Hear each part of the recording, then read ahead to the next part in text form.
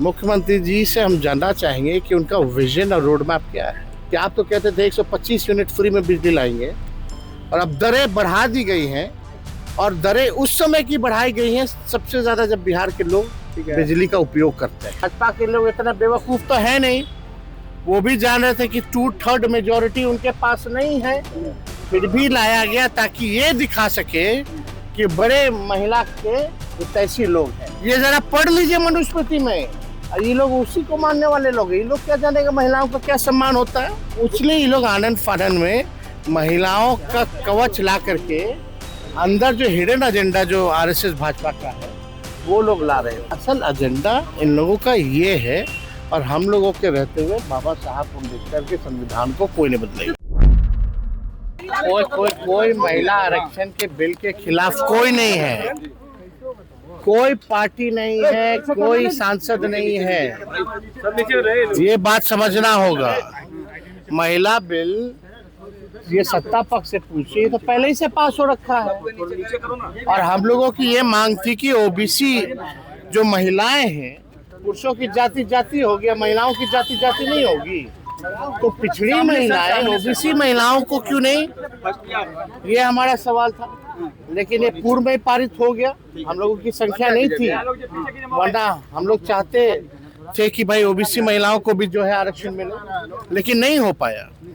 ये आनंद फानन में जब 5 राज्यों का चुनाव चल रहा है, तो ये आनंद फानन में इसलिए लाया गया कि डीलिमिटेशन की जो बातें थी और जो सेंसस जो होना है लेटेस्ट सेंसस, ये साफ तौर पे इसलिए था, ये लोग जो दे रहे थे 2011 की जनगणना को लेकर के होता, लेकिन हम लोग का है कि भाई जो लेटेस्ट जो 25 की जो जनगणना है उससे होगी तो जाहिर से तौर पे पिछड़ों की, अति पिछड़ों की, दलितों की जो आबादी है वो बढ़ेगी, तो आरक्षण फिर देना होगा इन लोगों को, जाति जनगणना कराना पड़ेगा।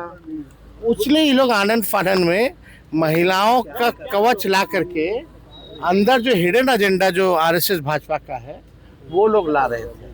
तो ये बिल तो गिरना तय था, और आप भी जान रही हैं कि भाजपा के लोग इतना बेवकूफ तो है नहीं, वो भी जान रहे थे कि 2/3 मेजोरिटी उनके पास नहीं है, फिर भी लाया गया ताकि ये दिखा सके कि बड़े महिला के हितैषी लोग हैं।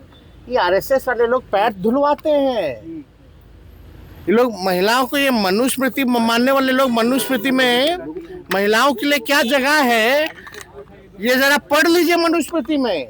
ये लोग उसी को मानने वाले लोग, ये लोग क्या जानेगा महिलाओं का क्या सम्मान होता है। इन लोगों को कोई मतलब नहीं है, इन लोगों को केवल अपनी राजनीति चमकाने से ही मतलब है और कुछ नहीं। लेकिन ये आप लोग महिलाओं को आगे बढ़ाने की बात नहीं करती इस बिल के तहत। तेजस्वी जी, डिलिमिटेशन हुआ ना जम्मू कश्मीर में, असम में, कश्मीर का चुनाव का रिजल्ट जो 6 जगह इन लोगों ने डिलिमिटेशन किया, उबाड़ खबाड़ करके 6 जो है बीजेपी जीती है। तो इनकी साजिश यही थी कि भाई जहां इनका, क्योंकि आप अगर ट्रेंड देखिएगा या डेटा देखिएगा तो आपको पता चल जाता है कि भाई कौन सा सीट किसका मजबूत है, कौन सा बूथ किसका मजबूत है। जो आपका मजबूत हो काट देगा, 4 जगह 4 भाग में कर देगा।